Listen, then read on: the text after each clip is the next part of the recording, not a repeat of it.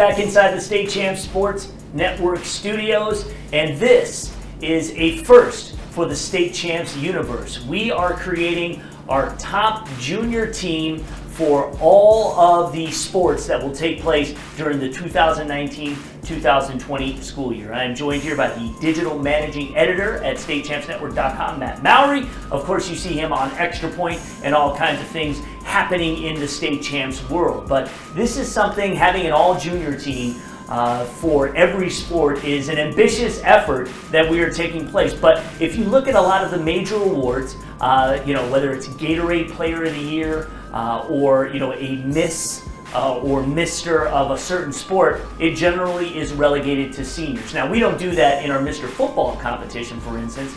We open it up to all of the classes. But here, the other upper class is the junior class. And there is so much talent each and every year that make up this unique group that we felt it would be really fun and would be great to honor those who are excelling. Yeah, it's one of those stories that I always tell is one of the papers that I worked at, and I won't name names. We had a discussion between two players for Player of the Year, and it was between a senior and a junior. And the senior had some very good stats, and the junior had exceptional stats. And what the argument came down to was, this kid will have a chance the next year.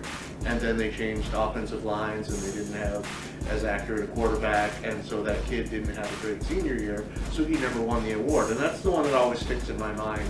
This is why we should open up these awards to all of the grades, because if you have a spectacular season, and you are the best player in the state in your particular sport, why does it have to be just a senior? All right, so what we're going to do this week is we are going to start with volleyball. So volleyball, obviously a ton of talent here in the state of Michigan. The universities that grab up our prospects is numerous, and it's far-reaching, quite frankly. So we put together a little bit of a watch list of who we think are the top juniors in the state. We're only going to award one at the end of the fall campaign, so why don't you talk about a couple of them? Well, we just based off last year's performances as sophomores, these are some of the kids who, coming into their junior years, are already established as stars. Most of these kids that we have on the list here that we're going to start out with our watch list were all staters as sophomores, and most of them carried their teams deep into the playoffs.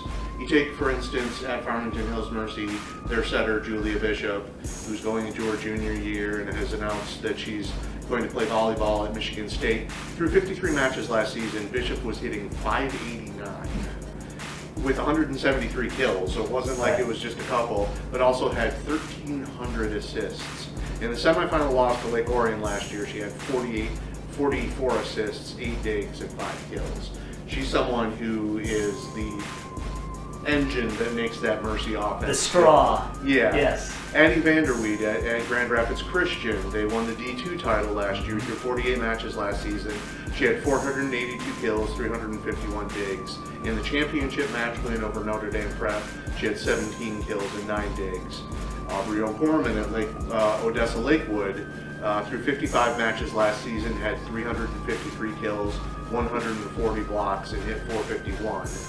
Megan Lasky, who was the setter for Bronson, in the D3 championship match against Unionville-Sebewaing, she had 35 assists and 11 digs, and they're the number one team. All of these teams so far are the number one teams in the rankings in the preseason. Michaela Howden, Monroe St. Mary's Catholic Central, she hit .405 with 536 kills, 364 digs.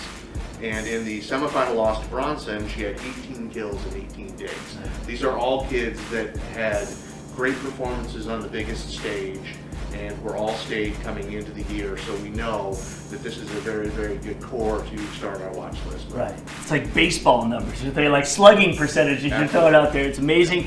So that is kind of how we are going to do it here each and every week on the State Champs Sports Network, online and social media only. We are going to talk about our all-junior team candidates. Now, again, these are watch lists. Again, stats are hard to find for us when we get into some of the sports that are not as large, that don't get as much coverage, like, say, in football, for instance. So, hey, maybe you out there know of really talented juniors and you think they should be considered for our all-junior team in any sport. Please go ahead and go to the contact page at statechampsnetwork.com. You can email us there. Of course, you can direct message us on Twitter, make a comment to this video if you're watching it on Facebook or on YouTube, or perhaps on IGTV. Whatever platform and whatever medium you choose, if you want to talk to us, we'll listen.